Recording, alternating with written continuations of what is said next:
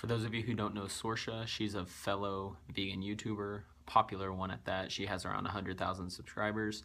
And in this video, she's going to go after Pewdiepie and attack him for not being vegan. And she sets a perfect example of how not to effectively promote veganism. So we're going to watch her. We're going to watch some of Pewdiepie's hilarious responses. I love him. And then I'm going to break it down and give my thoughts. So let's take a look. Hey, this person is insane. Let's see what she has to say. Pewdiepie is the most subscribed to YouTube channel with 37 million subscribers. What is he doing with those 37 million subscribers? What is he doing with those 37 million subscribers? 46. But this was made in 2015. I'll give you a pass. 52. But it's okay, Pewdiepie.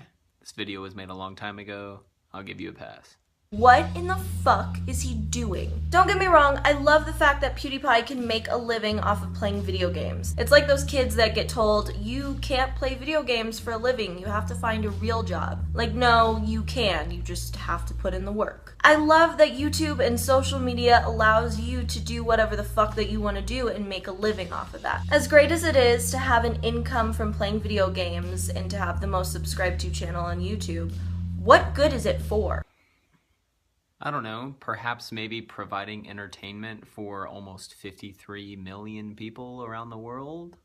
Yeah, it's great to entertain people and to make money from doing something that you enjoy doing, but why not also make a positive impact on the planet that we live on? Why not influence your 37 million subscribers to stop contributing to the original Holocaust? The non-human animal Holocaust, that is. Why not influence people to stop exploiting, torturing, raping, and slaughtering innocent beings for food? If Pewdiepie were to go vegan, he'd have a meaningful message. Okay, Sorsha. So if Pewdiepie is not vegan, that means his channel doesn't contribute anything positive to society. It doesn't contribute anything positive to humanity. And by the way, when you use arguments such as comparing it to the Holocaust or comparing it to rape, you're preaching to the choir. I mean, that sort of thing, I understand where you're coming from, but somebody who's not vegan, they're going to look at you like you're an idiot and like you're crazy. So to promote veganism effectively, you need to consider that. You need to consider the psychology of human beings and start to tweak the way you promote this lifestyle of veganism and account for human psychology. And we're about to see why Pewdiepie's response, I think, is hilarious, but we're going to see why these sorts of arguments don't work for people who are not within the vegan community. Wait, raping? Raping. Wait, raping? Raping. Did she say raping? Raping. For food? Raping. Raping animals for food? Raping and slaughtering innocent beings. What the If Pewdiepie were to go vegan, he'd have a meaningful message. If I went vegan, I would have a meaningful message. Are all vegans part of some cult or something? Like, what's happening? What about all the charity that I do? We raised over $1 million towards many different charities. Is that not a meaningful message enough? Or does animals only matter? I'm just confused. An additional few million subscribers doesn't mean shit. If you're not a vegan, whatever the fuck you've accomplished, it don't matter for shit. This is like why no one will take vegans seriously, because one batshit crazy person come out and says stuff like this, and everyone else just gets discredited. If you don't have a core message that's making a positive impact on the planet, what the fuck are you doing? Yeah, what the fuck am I doing? What the fuck are you doing? God damn it, what the fuck am I doing? Raising money, millions of dollars for charity. What the fuck am I doing? What the fuck are you doing? I'm not a vegan! God damn it, I'm not a vegan! So, Sorsha, I would say you're wrong by claiming that Pewdiepie does not have a meaningful message. He has raised millions of dollars for tons of different charities, and he provides entertainment for tens of millions of people, which if you consider humans animals, which I do, and scientifically speaking, we are animals, providing entertainment for tens of millions of people is a positive impact, and that's a good thing. And Pewdiepie, I would say you're right on two things there. There are tons of culty vegans out there. It's not all vegans are a part of some cult, but unfortunately, the most followed, the loudest, and the most in-your-face vegans, for whatever reason, are always the ones that stand out. But we're not all that way, but I can see why you think that. And also, you're right about the reason why so many people don't like vegans. It's because of people like Sorsha, who instead of providing you with an educational and informative video and inviting you to reduce your harm footprint on the planet and on the animals, they make videos like the one Sorsha did, where they insult your character and make ad hominem attacks and really push their culty agenda onto you. And it's funny because Sorsha's video has 3,000 likes and 120,000 dislikes. I have a feeling if she went about it in a different way and provided an informative, informational video, the like to dislike ratio would be a lot more in her favor. And Pewdiepie, I would add one thing to respond to something that you said. You said, does the charity that I do not matter, or does animals only matter? And I would say it's not that animals only matter, but it's that animals also matter, and that we should try the best that we can to consider them whenever we discuss things such as ethics and morality. Because it's a scientific fact that animals can they can relate to one another, they can experience pain and suffering emotionally and physically in the same way that humans can. And I think that that's worth being considered whenever we discuss those things. Seriously, what the fuck are you doing? Go get a core message and make a positive impact on the planet. She's insane. She's insane. I'm scared. She will murder me. Go do it. Carb the fuck up, harden the fuck up, and go get a core message. What? That's making a positive impact on the planet. Go do it right now. Go. Stop watching this video and go do it. Go do it. Go find a core message that's making a positive impact on the planet. Go do it now. Go now. You should be gone. Why aren't you gone right now? Go do something positive to the planet. Like, go vegan maybe? I don't know. It's not like going vegan isn't positive or anything like that. Watch Conspiracy Earthlings reports are nice. No. Go vegan and save the planet. Of course she had to add in there, harden the fuck up and carb the fuck up. I made a video literally just a couple of days ago talking about how Durian Rider is a cult leader. Guess where she got the phrases carb the fuck up and harden the fuck up? Directly from Durian Rider. My name is Sorsha, and I have nothing to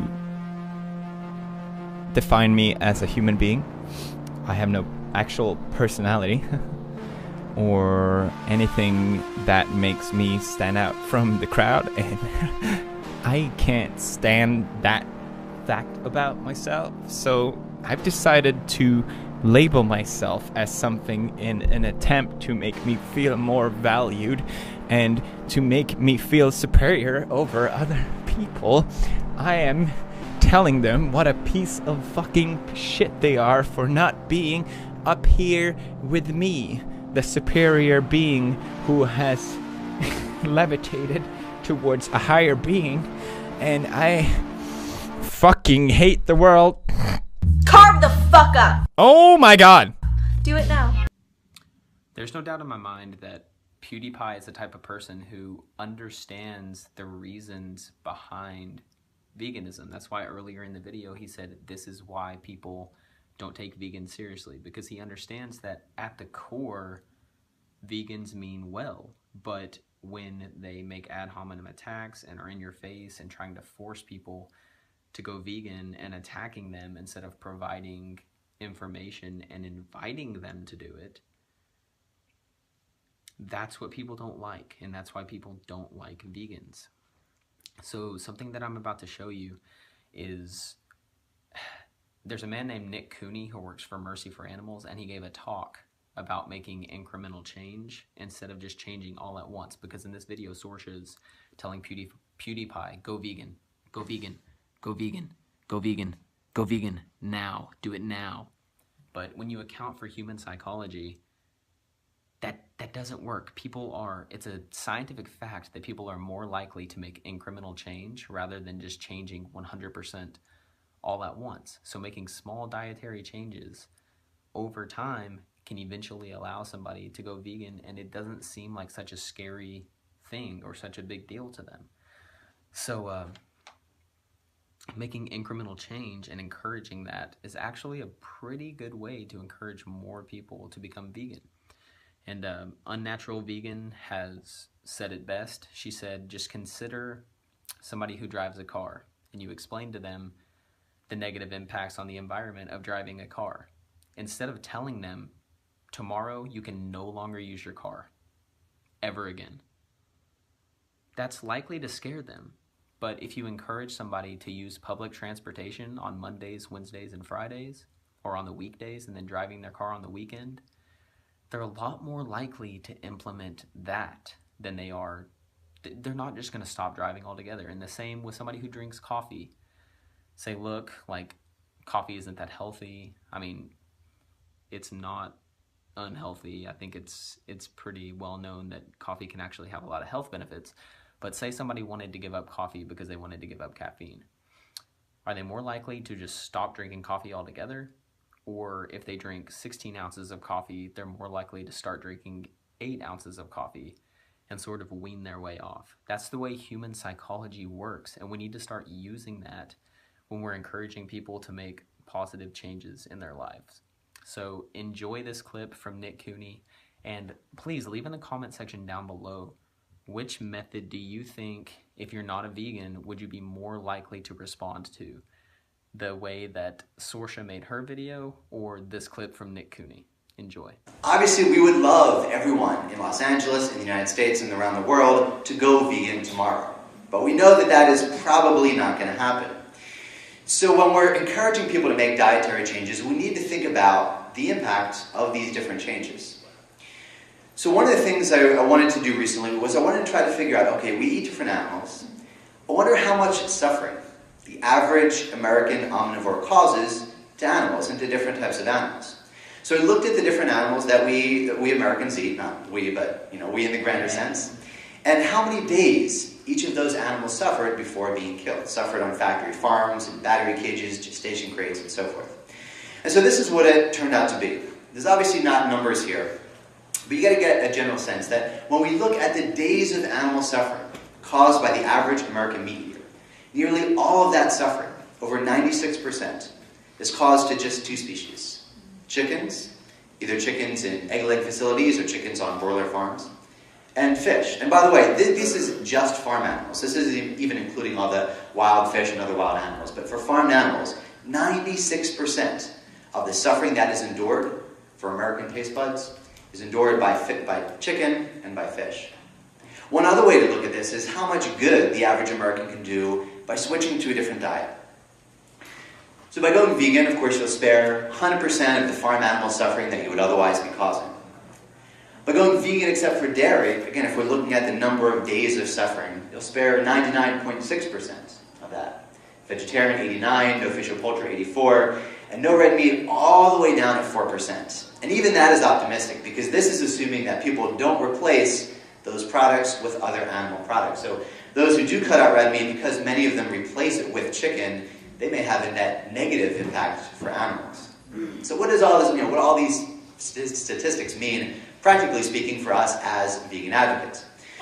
Well, if we're speaking to someone and where you would love them to go vegan or at least go vegetarian, but they're not necessarily willing, but they're willing to take a first step, one great first step they could take is simply cutting out chicken, or cutting out chicken and fish.